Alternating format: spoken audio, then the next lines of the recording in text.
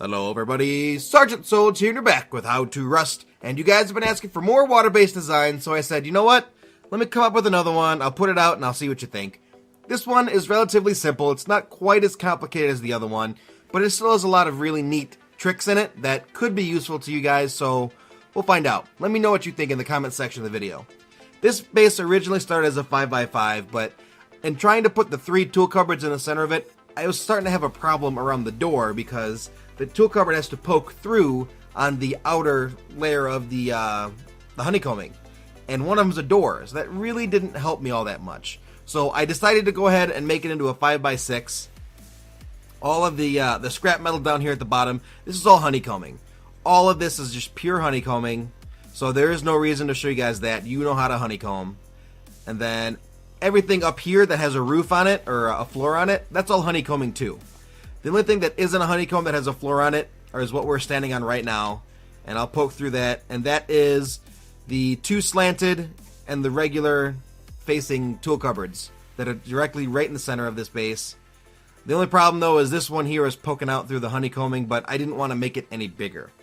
So because this is at the back side of the base, there's a good chance it won't be rocketed, so I figured it was okay. Also, when you're placing these tool cupboards down, make sure you place the back one first, the one that's closest to the ocean here. Place that one first so that that one becomes your master tool cupboard, and then place the front one second so that even if they end up coming through your doors here, which we're now on the extra layer, if they come through this door here, and I did this to try to hide the tool cupboard to begin with. You can remove this if you want, but oh, where are you? There you are. Back over here, there's the tool cupboard somewhere, and even if they are able to access that tool cupboard, because this one back here is still the primary tool cupboard, this one here should still give you build protection even though they have this one. That one. So I'm sorry that's a little hard to see. I built the loot room and then realized that I probably should have explained that in the video, and I did my best. So also the loot room here is tucked into the center. It's only a 1x2, but it ends up squeezing 8 chests and 8 furnaces into it pretty nicely. I mean, going through the door here, crouch, jump up, you have plenty of room to access all your chests and all your furnaces. I think it's pretty good. I think it'll work. So we'll head out here now and we'll start building the rest of the base. The way that I've designed this, obviously you come through the front door here and you can go left or right. Now, I chose to put the ladders on the door frames themselves instead of against the back wall here. And the reason for that is a lot of people are actually blowing door frames instead of blowing doors. So if they end up blowing this door frame, they're actually going to take this ladder down for you, and that's just going to end up meaning that they screwed their own raid. Or they're going to have to buddy jump up to here, which means they're essentially losing a raider, which for some raids, it's pretty big. So on the other side, it's the same exact way. In this base, I decided to split it so that both ladders are going up, but they're not going up to the same thing. So, for example, what we're going to do here is, let's see, how should we do this one? I think we should do it like that. And then we're going to put a floor on these, like so. And a door, like so. And like so. So that even if they blow the door on this one to get into this room, if they're going to try to blow that door up there, they're going to break this ladder. There's going to be no way, and they're going to be forced to buddy jump. So what we're going to do is, we're going to crouch and walk through this little tunnel here. If you decide to do the 5x6, you can get rid of this shelf here, or you can keep it. I thought it was really cool because it's like a little tunnel. And it does give you some drop-off chests by your front door, so you don't have to go up to the loot room. I thought it was neat. Yeah, you can't put the door in there because the chest is there, but that's still pretty cool. So over here, let's see, we're going to add our floors in, like so. Add our doorway. Now, this one in particular is not going to access the loot room. Only this side is going to be able to access it. And the reason we're doing that is because if they choose the one path, they're only going to be able to get to the one destination, right? Makes sense to me. So if they choose to go up here, they're going to go this way. By the time they get here, there really isn't much stopping them, so there's no point in doing a ladder. You could do stairs. Sorry, let me clear my throat. We'll cover all this now, except for the stair. Cover that. Put ourselves a doorway here, just because why not?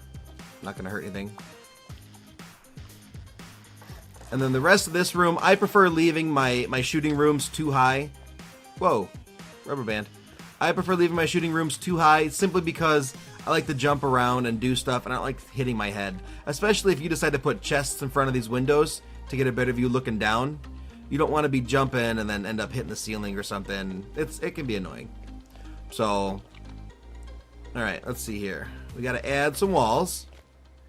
So we'll add some cover walls by these windows here. And I think we'll add one there. And we'll do a covered doorway on that side. Now this is just purely my design, so don't feel like you have to do it this way at all. Like, if my design is crap, just say my design is crap. And if you find a better way to do it, by all means, go right ahead. Do it that way. But I like this. I like how it's turned out so far. So we're just gonna too high all these. Oops. Whoa. Easy. Alright, I think that's good. Go ahead and throw all of our floors up for our roof. Like that.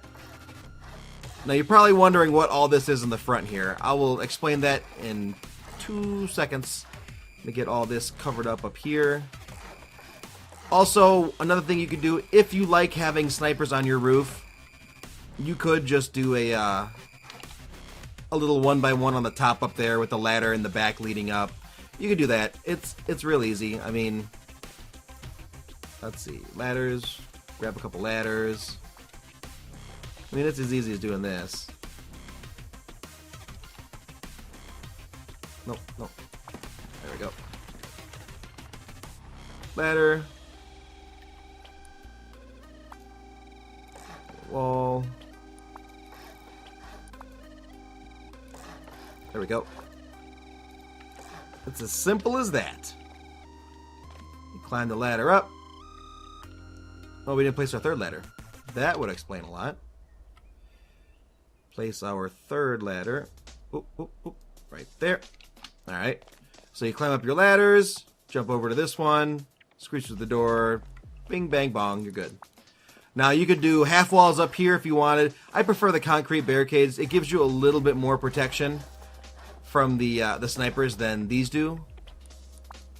We can go ahead and cover that up, as well as give ourselves a little thingy to poke out of. You can cover this up. Honestly, though, it's probably not a good idea to cover them up like that with the half walls. You want to be able to walk out and shoot if you're daring enough to do it. But that's not your only option when it comes to shooting ground level targets that could be going to your front door. And now's the time where I explain those little triangles down there. So we come down here, and I made this so that you can pretty much shoot in any direction except for backwards. Anyone on that island over there, anyone at that base over there, all the land over there, the beaches, you can be shot from anywhere. But what if somebody's coming towards your door? You can't shoot down. The embrasures make that real difficult, and so do the windows. Just do that. Now you can shoot down at them. If they have a rocket, that could be problematic. That would actually probably suck. You'd probably die. Everyone in here would probably die. But if you're on a low pop server or a server where the gathering is really, really low, or even if it's vanilla, the odds of them having a lot of rockets or enough to penetrate the base as well as shoot them at the defenders, probably not going to happen as much.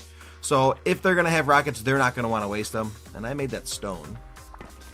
That was supposed to be twig. Keep these as twig so that they're easy to break. That way, if someone's attacking you, you don't have to chop at it, or you don't have to, blow it up or something like that. Make it twig. But that's pretty much it. Oh, I forgot to tell you how to get into the base. So that's our finished base design. It's not huge. It's medium sized. It's 5x6. It's probably about the same size, if not a little smaller than the last one. So getting into this base. Now I told you I had to add the last layer, but because of the slope, it didn't happen. I had to use floors and extra walls.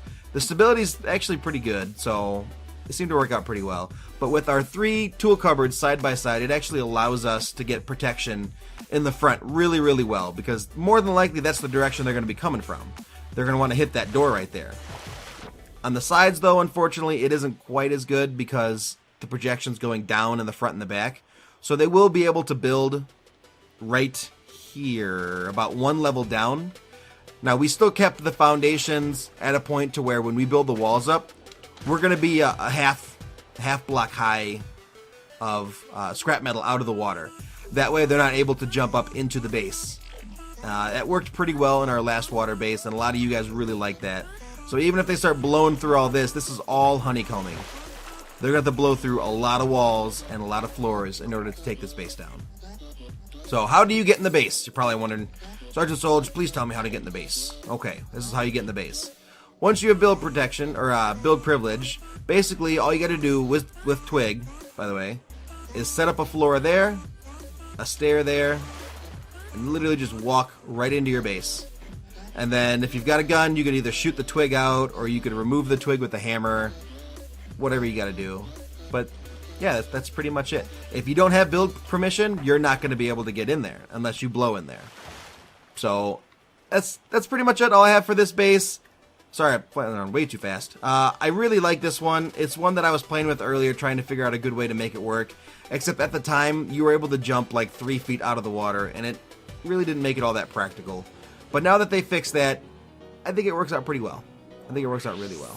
So if you have any questions, or if I didn't explain it well enough, or maybe if I missed something, please let me know in the comment section below. Otherwise, Sergeant Solj, How to Rust, Water Base number 2, and we'll see you in the next How to Rust video. Bye-bye. Thank you for watching How to Rust, a series for new players to the game of Rust. If you have any ideas for future episodes that could be useful to new players, please feel free to leave a comment in the comments section of this video.